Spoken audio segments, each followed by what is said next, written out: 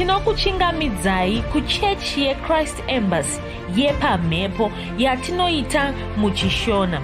Iko zvino hapachina chikonzero chokupedza svondo rose usina kupinda chechi, nokuti painopindwa unenge usipo, kuda wakanga uri kubasa pakaenda vamwe kuchechi, kuda wakanga uri parwendo, kuda chechi yeChrist Embassy haisati yakuwanikwa kwaunogara, kana kuti unofarira hako kudzidza shoko raMwari nechishona. Ino ndiyo yave chechi yako. Chipinda tinamati. Haleluya. Tinosangana zvekare pamunamato wedu weChrist Embassy watinoita pamhepo muchishona, ndichivimba senguva yose kuti makava nesvondo rakanaka. Zvekare ndichivimba zvikuru sei kuti munesu pachinongwa pafuserere rekuporesa rehealing streams riri kuitwa namufudzi Chris, rakatanga nomusi wechishanu, riri kupera nhasi svondo. Haleluya. Ndinovimba kuti manga muri kutibata uye zvidzidzo zvatanga chitumira zviri kubuda pashumiro iyoyo muri kufamba nazvo. Haleluya. Ndotenda Mwari zvikuru nokuda kwechirongwa ichocho chiri kushandura upenyu hwavanhu vakawanda, chiri kubatsira vanhu vakawanda. Notenda Mwari pamusoro paichocho. Haleluya.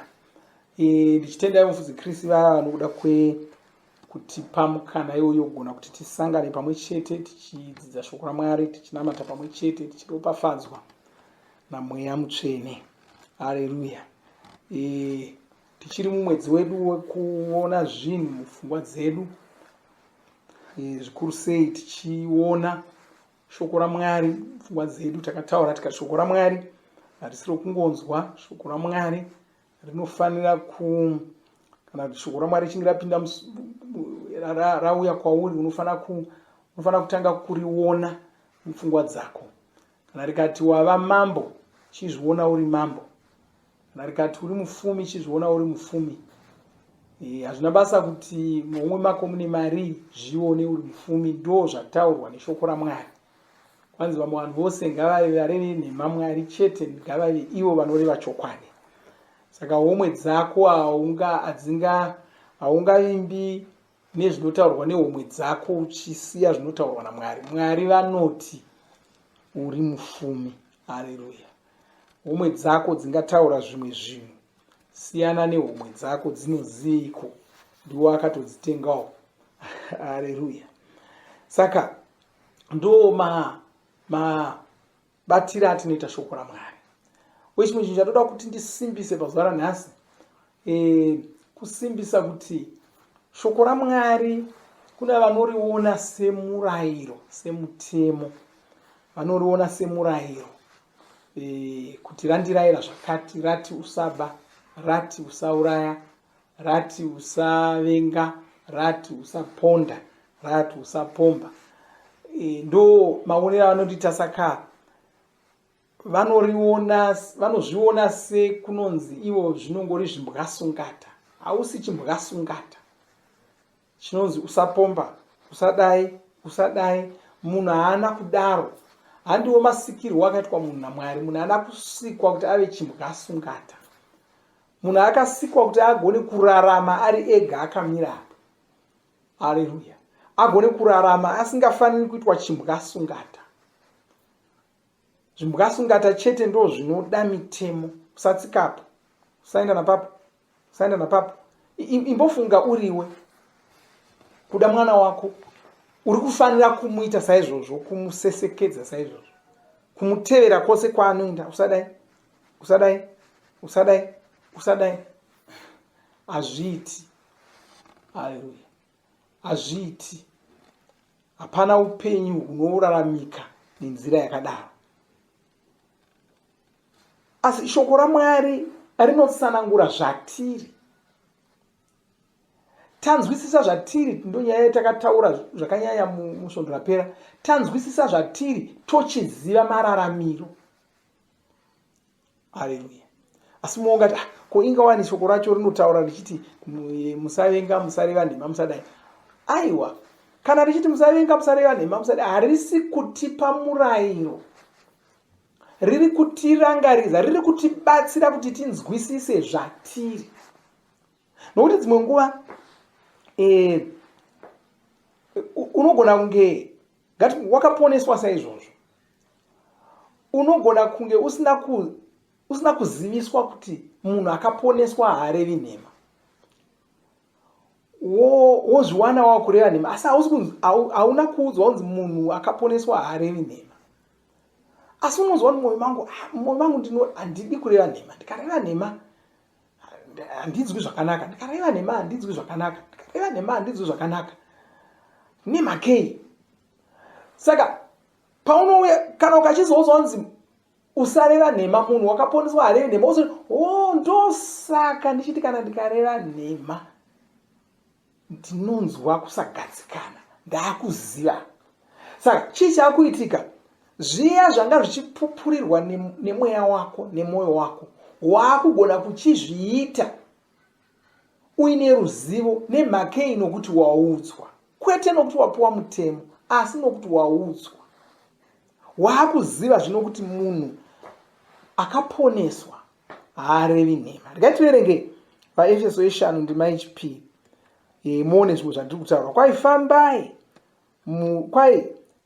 uye murarame upenyu hworudo sezvatakadikanwa naKristu, akazvipa nokuda kwedu sechipiriso chinonhuhwira uye sechibayiro kuna Mwari.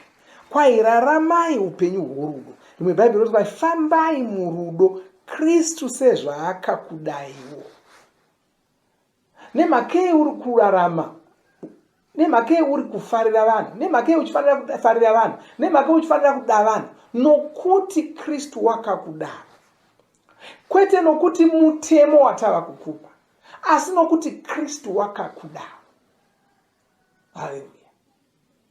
Saka munhu akadiwa naKristu zvakadaro hazvichagoni kuti avenge vamwe vanhu, hazvichagoni kuti asafarirawo vamwe, hachina chikonzero chacho. Haleluya. Unoona, ruvengo runobva pakunge uchifunga kuti vanhu vaunenge uchivenga ivavo, kana kuti ngainditi chinongokuita kuti uvenge munhu chete ndechokunge waona munhu iyeye seane simba rokugona kukukanganisa muupenyu hwako. Munhu asingagoni kukukanganisa muupenyu hwako haumuvengi, haugoni kuti umuvenge. Ndosaka vanhu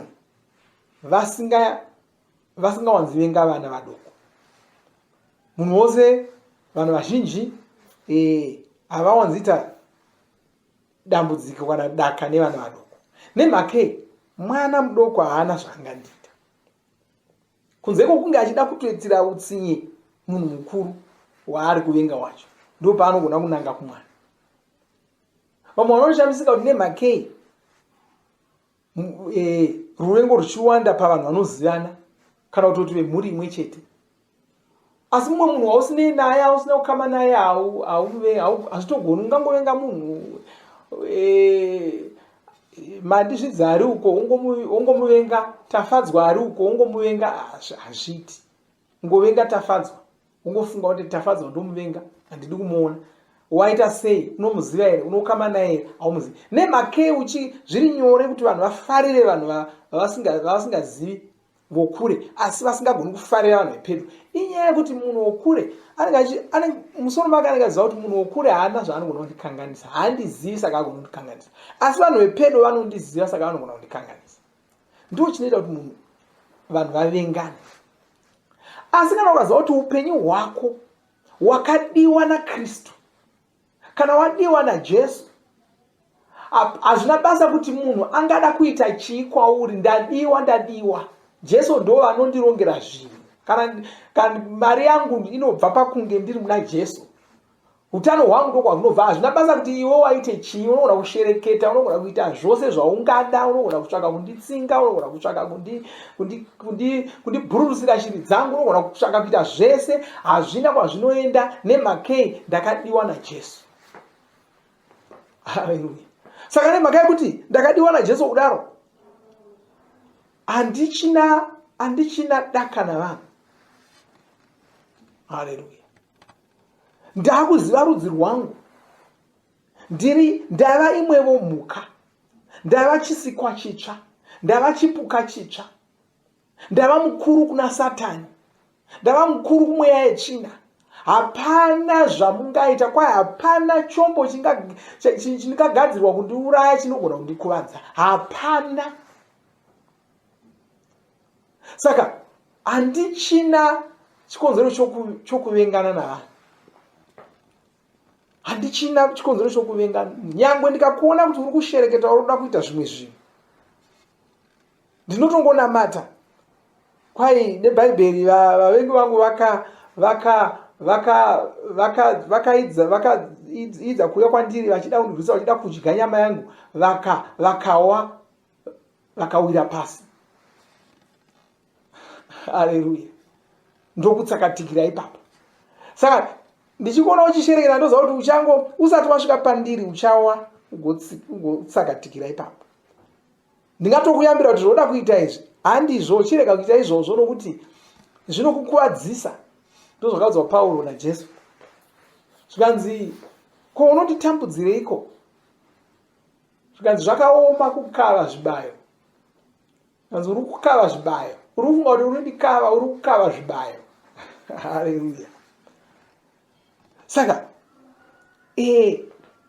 kuda kwatinoita vanhu inyaya yekuziva zvatava. Ndiyo kuziva zvatava. Kwatiri shoko raMwari hausi murairo. Kwatiri shoko raMwari rinotaura zvatiri. Ndosaka tichiti patinoridzidza nokuriverenga tinotanga kuzviona. Haleluya. Tinotanga kuzviona. Ndichiverenga panonzi idana naye, farira naye, ndotanga kuona muKristu haavengi vanhu. muKristu anofarira vanhu. Haleluya. Haasi kungofarira vanoita sevakanaka. Ndataura nganyangwe vacho vanoita sevakashata ivavo. Utsinye hwavangada kuita ihwohwo hunotokubatsira. Haleluya. Ngavaite havo kana vachida, asi hapana kwazvinosvika. Regai ndiverenge imwe ndima iri muna vaGaratia yeshanu zvekare, ndima 22. Haleluya. Kwanzi asi chibereko chomweya ndirwo rudo, mufaro, rugare, mwoyo murefu, unyoro, kunaka, kutendeka, kupfava uye kuzvidzora. Hakuna murairo unopesana nezvizvi. Haleluya. Haleluya. Kwanzi paunoti chibereko chomweya, maBhaibheri mazhinji anoita kuti ufunge kuti vari kureva kuti chibereko chamweya mutsvene. Chibereko chomweya womunhu wakazvarwa patsva. Kureva kuti zvinhu izvi ndizvo zvinowanikwa mumweya womunhu akazvarwa patsva. Kana wakazvarwa patsva, mweya wako wakazvarwa patsva, zvinhu izvi ndizvo zvinowanikwa mauri: rudo, mufaro, rugare, mwoyo murefu, unyoro, kunaka, kutendeka, kupfava, kuzvidzora. Zvikanzi hakuna murairo unopesana neizvi. Haleluya. Kutoreva kuti hazvitofaniri kuuya uri murairo. Zvinhu izvi hazvifaniri kuuya uri murairo kuti zvidzore. Iva norugare. Imbofungai uchinzi iva norugare, unoita sei? Ukanzi iva norugare, unoita sei? Haleluya. Wapuwa basa rokuti uve norugare, unoita sei? Une rugare mauri. Zvione uri munhu anoda vanhu. Zvione uri munhu anomufaro. Mufaro unobuda mauri. Hausi murairo. Shoko raMwari hausi murairo kwauri. Haleluya. Shoko raMwari rinotsanangura zvauri. Ndo zvawava izvi. Mufaro ndo wako. Rudo ndo rwako. Ukaona wakuvenga, wakurwisana nerudzi rwako. Haleluya. Wakurwisana nerudzi rwako. Mwoyo murefu ndo wako. Unyoro ndo wako. Kunaka. Saka usarwisana nemwoyo munyoro nokunaka. Usarwisana nazvo nokuti vamwe vanorwisana nazvo. Ndosaka ndichiti ndosaka bhaibheri richititaurira zvinhu zvichiti ivai nomwoyo murefu kana kudii. Riri kutiudza kuti munhu akazvarwa patsva sewe wava nomwoyo murefu. Nokuti kana ukasazviziva izvozvo unenge uchinzwa mwoyo wako uchida kuita mwoyo murefu, asi pfungwa dzako dzoti iye anditorera mari yangu here, zvigoni, hagoni ndani mari yangu yose iyi ndongonyarara ndakutoita sebunhu. Ipfungwa dzakudaro, asi uri kunzwa mwoyo wako kuti sei akadaro. Haleluya, sei akadaro. Saka kusvika shoko raMwari razokuudza kuti aiwa zvaungozvinzwa mumwoyo mako izvi ndio chaizvo chaizvo, izvi zvaakubuda musoro mako izvi wakuda kufanana navamwe vanhu. Bhaibheri roti kwanzi musaenzana navamwe vanhu. Varoma 12, musaenzana navamwe vanhu, asi shandurai mirangariro yenyu. Haleluya, shandurai mafungiro amunoita. Nokuti kana ukasabata ipapo unogona kuramba uchingoda kuita savamwe vanhu vese vese, kuti zvakati ungatigwa zvakati wongonyarara. Ndozvawakura uchinzwa izvo, ungatigwa zvakati wongonyarara. Wachisikwa chitsva. Saka shoko raMwari rinouya richikuudza izvozvo, kuitira kuti kana wakuzozvinzwa mumwoyo mako hauchateveri zviri kutaurwa nepfungwa dzako, wakutevera zviri mumwoyo mako, nokuti ndo zvinowirirana neshoko raMwari. Haleluya, zvakanaka. Regai tinyengetera. Asati tapedza, toda kuti murambe munesi, toda kurumbidzana kunamata Mwari. Tozoverengerwa chidzidzo chedu cherapsodi, tozoita imwe nguva yokunamata zvekare, asi toda kuti tinamate zvino. Baba, ndoda kutendai nezita raJesu Kristu, nokutendai nokuda kwoumwe nomumwe wabatana neni pamunamato uno. Ndoda kutendai nokuti vasimudzirwa nokukurudzirwa neshoko raMwari rauya kwaari, nezita raJesu Kristu. Satani hauna simba pamusoro pavo. Munyengeterera vose varisinzwa zvakanaka, ndichirayira kuporeswa kwenyama yavo, ndichirayira utano hwakanaka kwavari nezita ramambo Jesu Kristu. Ndoda kutendai nokukurumbidzai nopambiri kwamuri. Haleluya, amen. Haleluya, zvakanaka. Mwari vakuropafadzei. Tosangana zvekare musvondo inouya. Musakanganwa kuti vhuseri rehealing streams riripo zvekare nhasi. Unogona kutibata, tibatei pa tniglobal.org, kana kumirira tokutumirai kuti mungatibata nokufamba nesu nenzira ipi. Mwari wakuropafadzei. Amen.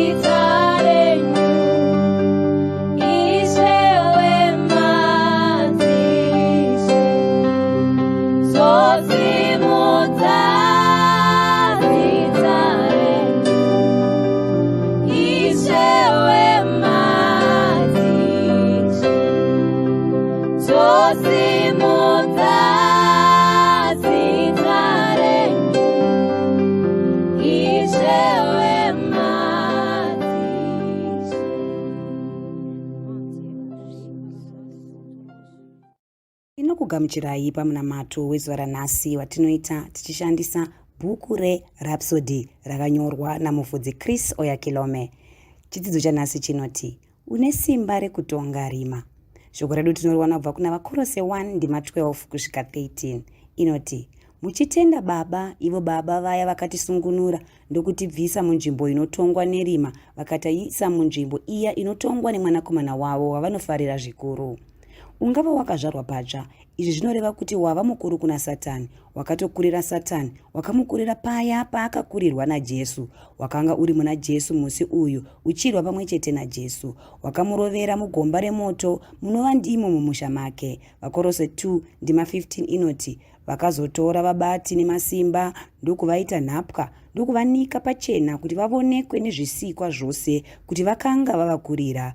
Jesu ndivo vakaita izvi, asi iwe wakanga uri mavari. Haleluya! Saka rima harigoni kukutonga, harigoni kukukurira, harichagoni kukukanganisa upenyu hwako.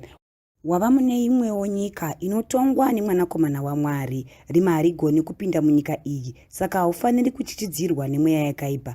Asi kune vasati vagona kushandisa masimba avo aya, havasati vagona kutonga Satani, havasati vagona kutonga masimba erima. Vanhu vakadai vakatowanda. Iwe haufaniri kuita zvekukakavadzana naSatani, izvozvo hazvina zvazvinobatsira. Jesu havana kuti munofanira kuita mutsimba naSatani muzita rangu. Vakati, dzingai mweya yakaipa. Ndizvo zvatinoverenga muna Mariko 16 ndima 17. Saka unofanira kuita Satani wekukavira kure, unofanira kumuita wekukandira kunze, unomusundidzira nechisimba, unomurayira zvekuita. Haleluya! Unofanira kushandisa shoko raMwari pakurarama kwako. Mweya yetsvina inogona kunge iri kukuitisa nhetemwa. Taura kwairi uchiti, chimbomira Satani, ini ndava kugara munyika inotongwa namuponesi Jesu, handichagari munyika inotongwa nerima. Saka ndinotaura ndakamira muzita raJesu ndichiti, iwe muviri, ndinokurayira kuti ushande zvakanaka, udzikame, nhetemwa dzacho dzinozopera pakarepo. Unofanira kuomesa musoro, ndiko kuti muviri wako ugokuteerera, nokuti shoko raMwari mutemo. Zita raJesu rine simba, hapana chingagona kumirisana nesimba iri. Ishe vakakupa simba, iri isimba rekutonga, saka wava kugona kutsika nyoka, kutsika zvinyavada nemasimba ose emuvengi. Hapana chimwe chazvo chingagona kukukuvadza. Wava werudzi rwamuponesi Jesu. Ndiwe wava kutonga kudenga, ndiwe wava kutonga panyika, wava kukurira Satani, wava kutonga zvinhu zvenyika ino, wava kugona kuronga zvinoitika muupenyu hwako. Saka Satani haachina mvumo yekutonga upenyu hwako, haachina mvumo yekutonga imba yako kana muhama dzako dzepedo. Mwari ngavakudzwe saMwari. Namata uchiti, Ishe vakandipa simba. Iri isimba rekutsika nyoka, rekutsika zvinyavada, rekutsikirira pasi masimba ose emuvengi. Hapana chimwe chazvo chinogona kundikuvadza. Satani haachina mvumo yekuita zvaanoda muupenyu hwangu. Haachina mvumo yekuita zvaanoda mumba mangu. Haachina mvumo yekuita zvaanoda muupenyu hwehama dzangu dzepedo. Nokuti ndini ndava kutonga kudenga, ndini ndava kutonga panyika pano, saka ndava kukurira zvinhu zvenyika ino. Haleluya! Dzimwe ndima dzinotsigira chidzidzo chanhasi: Mariko 1 ndima 25 kusvika 26, Vakorose 2 ndima 15, Ruka 10 ndima 19, vaEfeso 4 ndima 27. Tinotenda Mwari, tapiwa shoko uye shoko ratanzwa tinondorishandisa uye tinoriparidza kuna waMwari. Bhaibheri rinoti kuna mapisarema 45 vhesi 17, zvinonzi ndichaita kuti zita renyu rive rinorangarirwa kuvanhu vose, mativi mana ose enyika, uye ndichakurumbidzai pamberi pevanhu vose. Saka toda kuti isu tinamate kuti wese anonzwa shoko iri asangogara chete, asi kuti shoko ravanzwa vaparidze kune vamwe vanhu, uye isu tichirumbidza Mwari wedu nokuti watiitira zvakanaka. Ngatinamatei. Baba, tinokutendai neshoko renyu, tinokutendai, tinokurumbidzai Baba, nokuti shoko renyu ndio upenyu kwatiri, ndio upenyu hwenyika. Upenyu hahubve mumajekiseni kana mumapiritsi, asi kuti upenyu hurubva mushoko renyu. Muzita raIshe Jesu Kristu tinoti kudzwai nokusingaperi. Mbiri yese ngaipiwe kwamuri, kune vanhu vose muzvipatara, mumakambani, mumabasa, kwose mbiri yese ngaipiwe kwamuri, nokuti imi ndimi Mwari woupenyu, ndimi upenyu hwedu, ndimi chiedza chedu. Uye tinokutendai Baba kuti nyika ino haina kupiwa kuna wakaipa, makaipa kuna Abrahamu, uye isu tiri vadyi venhaka pamwe chete naKristu. Tiri vadyi venhaka makatipa kuti nyika ino ive yedu. Tinokutendai Baba kuti vese vasati vaziva vachaziva shoko iri parinoparidzwa, nesu tichiparidza nemiromo yedu. Vanhu vazhinji vanoziva shoko renyu, vanoziva kuti kune ruponeso muna Ishe Jesu Kristu. Tinokutendai Baba, tinokurumbidzai. Nyasha dzenyu dzinogara nokusingaperi muzita raIshe Jesu Kristu. Haleluya. Shiketaria marimotoria makasan rakotoria makazoto rima shakaraboko zotoria makasoko marikotoria makaroko shikarikataria ramasanto rikatoria makazoto rimakashikeri mokotori makasaka rabotoria makazotoria makashika rikotoria makarabo kosotoria makasita rimoko zoto robotoria makasanta raboko zotori makasa ramoko shikeria moko zotoria makasaka ramoko toria makasatoria makashikeria moko zoto robotoria makasaka remoko zotoria makasanto.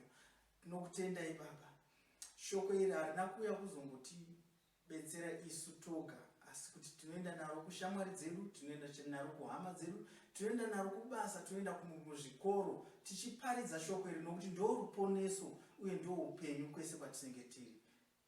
Tinosangana zvakare svondo rinouya. Tinovimba makomborerwa nemunamato wesvondo rino. Kana manga musati mazvarwa patsva, namatai mumashure mangu, muchidudza, muchirevesa, taurai muchiti, Mwari vari kudenga, ndinouya kwamuri, ndinokoka Jesu kuti vapinde mumwoyo mangu.